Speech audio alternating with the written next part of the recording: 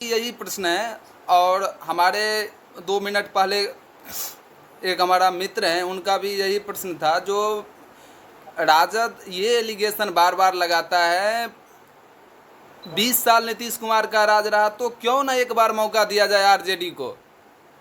क्या कहना चाहते हैं? आरजेडी को मौका देने की अभी जरूरत कहाँ।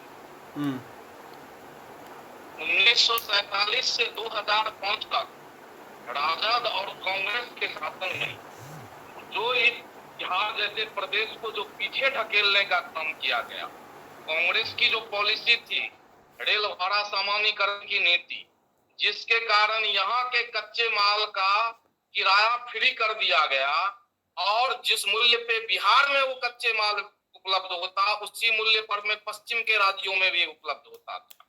और बिहार का औद्योगिक विकास नहीं हुआ, इंफ्रास्ट्रक्चर डेवलपमेंट नहीं हुआ, जिसका जीता जागता प्रमाण है सकरी हसनपुर रेल लाइन, जो 1974 में जिसका नाम लिया गया, वो रेल लाइन 50 साल में पूरा नहीं हो पाया। कांग्रेस की सरकार ने उपेक्षा का शिकार रहा, खास करके बिहार। इसलिए हमने 2005 से जब एनडीए की सरकार बनी, 14 तक केंद्र में दूसरी गठबंधन की सरकार थी, मनमोहन सिंह की सरकार थी, जो निजी स्वार्थों की पूर्ति के लिए काम करती थी। 2005 के बाद यहाँ के इंफ्रास्ट्रक्चर का डेवलपमेंट शुरू हुआ है। मोदी गवर्नमेंट में कई एक्सप्रेसवे, हाईवे, एनएचआई का काम जारी है। इंफ्रास्ट्रक्चर, आधारभूत संरचना अब जब विकसित हुआ है तो बिहार का औद्योगिक विकास प्रारंभ हुआ है। इस बीच में कुछ दिनों के लिए राजद के लोग सत्ता में आ गए थे। बिहार में उद्योग मंत्रालय के कार्यक्रम में लौंडा डांस होता था। इन्वेस्टर्स समिट के बदले, इन्वेस्टर को बुलाने के लिए योजना बनाने के बदले राजद के लोग लौंडा डांस में लगे हुए थे। तो ऐसे लोगों को बिहार में अभी जरूरत नहीं है। बिहार का जो सड़क, पुल, पुलिया का काम बहुत हद तक हो गया है। अब औद्योगिक विकास की बारी है, जिस पर में एनडीए की सरकार काम कर रही है। 35 बड़े एथेनॉल प्लांट की पर में काम हो रहा है।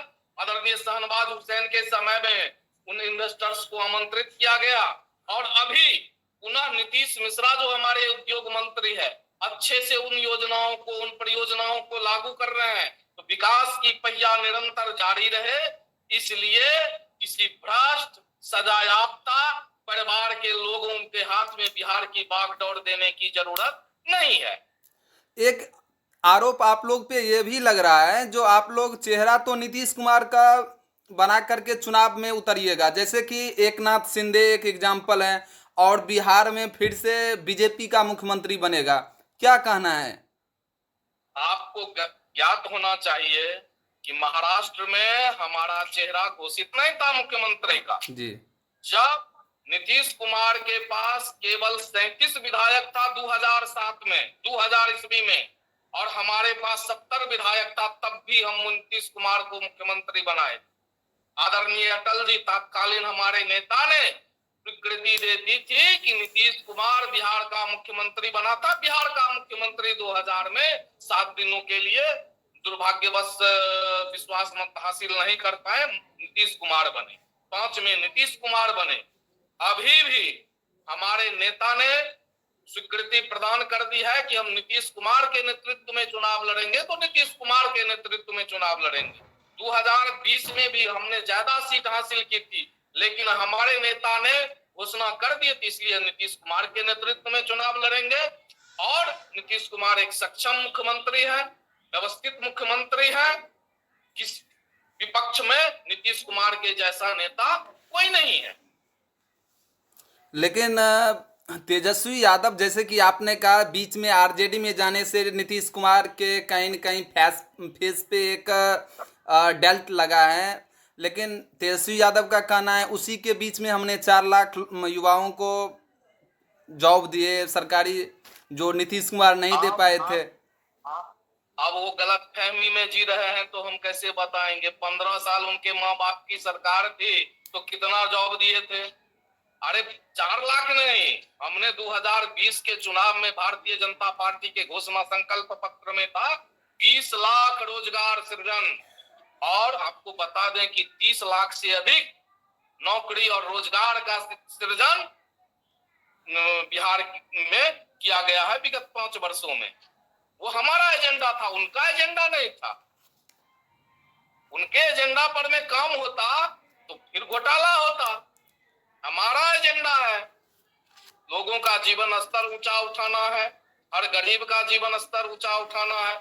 उनका एजेंडा अलग है, हवाई एजेंडा है, बेसिर पैर का एजेंडा है, तथ्यात्मक एजेंडा है। हमारा एजेंडा है, जो एजेंडा था वो हमने लागू किया। एजेंडा के अतिरिक्त 125 यूनिट बिजली हमने फ्री करने का काम किया।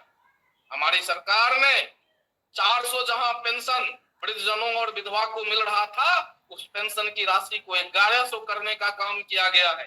अभी मुख्यमंत्री रोजगार योजना के तहत हर परिवार में एक महिला को 10,000 की आर्थिक सहायता देने के काम करने जा रही है, जिससे घरेलू उद्योगों को बढ़ावा मिलेगा, महिलाएं स्वावलंबी होंगी और पुनः 6 माह बाद उनका व्यवसाय यदि बढ़ेगा, उनको 2 लाख रुपए का लोन की भी व्यवस्था किया जाएगा। हर घर में रोजगार का सृजन करने का हमारा योजना। अच्छा, लोगों का ये मानना है, मैं ग्राउंड जीरो पे ये लोगों का एक व्यू देखे हैं, जो बीजेपी जितना काम करती है उतना कहीं न कहीं ज़मीनी स्तर पे लोगों तक पहुंच नहीं पाता है। जितना काम किया, मान लीजिए एम्स या इंफ्रास्ट्रक्चर की बात किया जाए या आईआईटी का बात किया जाए, तो कहीं न कहीं आपका यूपीए का गवर्नमेंट या कांग्रेस के गवर्नमेंट के अपेक्षाकृत डबल से भी कहीं ज़्यादा बना। लेकिन लोगों तक जो ये मैसेज जाना चाहिए, कहीं न कहीं इसमें बीजेपी नाकाम रह पाती है। जबकि देखिए, ये आरोप गलत है। भारत का आम जन प्रबुद्ध है, संचार यंत्र डिजिटलाइज युग है। अभी एक एक घटना की बारीकी से जानकारी आम जन को मिलती है। कौन काम हुआ, नहीं हुआ, क्या हुआ, सारी जानकारी है लोगों को। तभी तो हम हमारा वोट